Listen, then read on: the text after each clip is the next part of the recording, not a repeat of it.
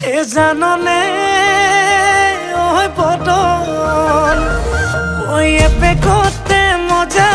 হে দু পেকতে নিচা হে 3 নম্বৰ পেকটো পালে হৈ যাম মই ৰজা মোৰ শিতানৰে গাৰু